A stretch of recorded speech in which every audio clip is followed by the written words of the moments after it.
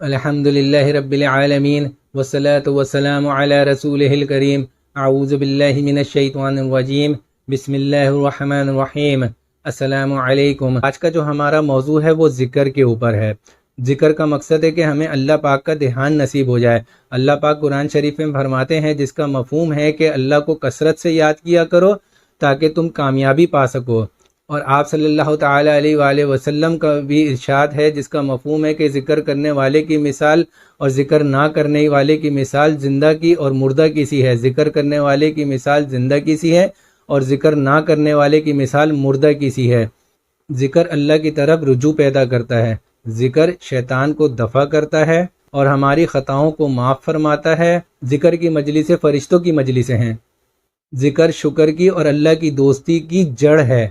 ذکر سے جنت میں محلات بھی تعمیر ہوتے ہیں۔ حدیث شریف کا مفہوم بھی ہے کہ جو لوگ نرم بستروں پر اللہ کا ذکر کرتے ہیں اللہ پاک جنت میں ان کے درجات بلند فرما دیتے ہیں۔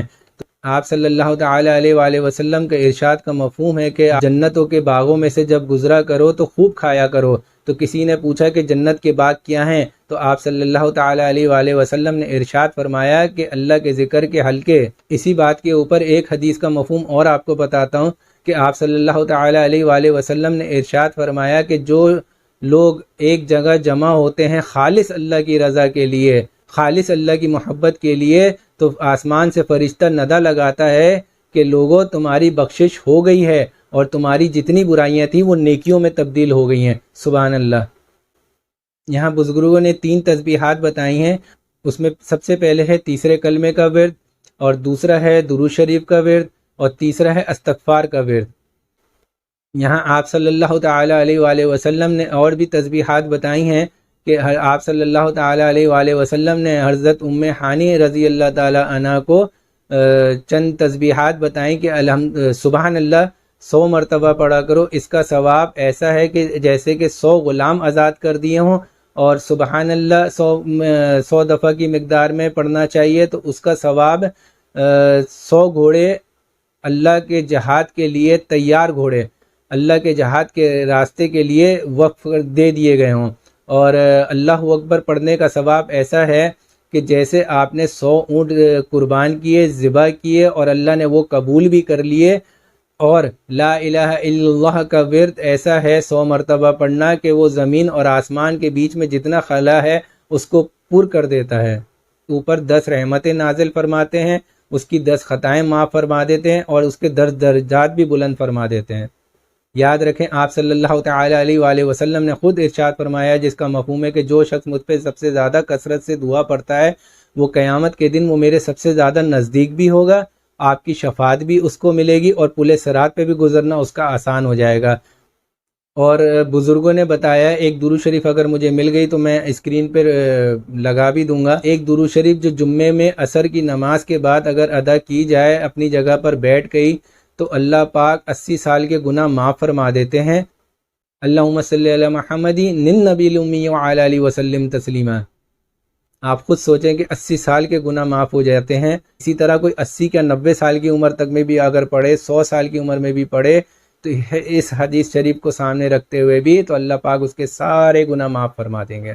تیسرا ہے استغفار۔ استغفار ہمیں اس طرح پڑھنا چاہیے کہ ہم جب بھی استغفار پڑھیں استغفر اللہ ربی من کل ذنب واتوب الیہ، تو ہم اللہ پاک سے اپنے گناہوں کو یاد کر کے اللہ کے آگے گناہ کبیرہ رکھ کے، اللہ کے آگے اپنے گناہ صغیرہ رکھ کے، اللہ کے سامنے ہاتھ جوڑ کے ہاتھ اٹھا کے استغفار پڑھیں تو اللہ پاک ہمارے سارے گناہ معاف فرما دیں گے۔ حدیث شریف کے مفہوم کے مطابق آپ صلی اللہ علیہ وسلم نے قسم کھائی اللہ پاک کی کہ ان کے جن کے قبضے میں میری جان ہے، اگر انسان زمین اور آسمان کو بھر دے اپنے گناہوں سے، تو بزرگوں نے اس کی تفسیر یہاں تک فرمائی کہ زمین و آسمان بھر دے، مشرق سے مغرب بھر دے، شمال سے جنوب بھر دے، حتیٰ کہ پوری کائنات کو اپنے گناہوں سے بھر دے، اور ایک دفعہ بولے یا اللہ میری توبہ، استغفار پڑھ لے، اللہ سے معافی مانگ لے، تو اللہ پاک اس کی زندگی کے جتنے بھی گناہ ہوں گے ان سب کو معاف ہی نہیں کریں گے، بلکہ ان تمام گناہوں کو معاف کرنے کے ساتھ ساتھ تمام گناہوں کو نیکیوں میں تبدیل بھی فرما دیں گے۔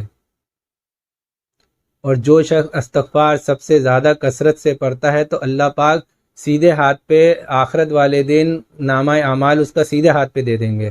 اور سیدھے ہاتھ پہ کس کو ملتا ہے؟ سیدھے ہاتھ پہ تو اسی کو ملتا ہے جس کی مغفرت ہو چکی ہوتی ہے۔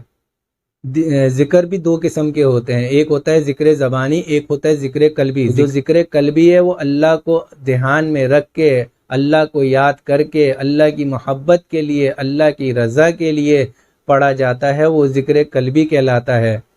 اور ذکر صرف تسبیحات کا نام نہیں ہے، ذکر قرآن شریف کی تلاوت بھی ہے، ذکر نماز بھی ہے، ذکر مسنون دعائیں بھی ہیں۔ مسنون دعائیں سے یہ ہے کہ آپ صلی اللہ علیہ وسلم جیسے ہر عمل کے ساتھ ایک دعا پڑھتے تھے، سنت کی دعائیں جو ہوتی کہلاتی ہیں وہ مسنون دعائیں کہلاتی ہیں۔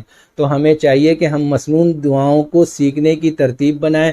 جیسے ہم روز صبح اٹھتے ہیں تو سونے کے اٹھنے کی صبح کی دعا ضرور پڑھ لیں۔ اسی طرح ہم صبح اٹھ رہے ہیں تو صبح اٹھتے ساتھ بیت الخلاء جا رہے ہیں، بیت الخلاء جانے کی دعا اور واپس آنے کی دعا اگر ہم پڑھ لیں تو ہمارا بیت الخلاء میں بھی جتنے وقت ہم رہے ہیں وہ ہمارا عبادت میں کاؤنٹ ہو جائے گا۔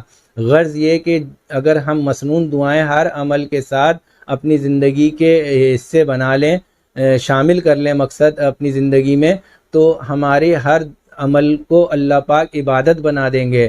ہمارا کھانا کھانا عبادت ہو جائے گا، ہمارا باتھ روم میں جانا عبادت ہو جائے گا، ہمارا سونا، اٹھنا، بیٹھنا، کپڑے بدلنا اور جوتے پہننا اور کاروبار کرنا اور یہاں تک کہ بیوی سے رجوع کرنے کی بھی مسنون دعا ہیں، وہ بھی اگر یاد کر لیں تو اللہ ہمارے ہر عمل کو عبادت بنا دیں گے۔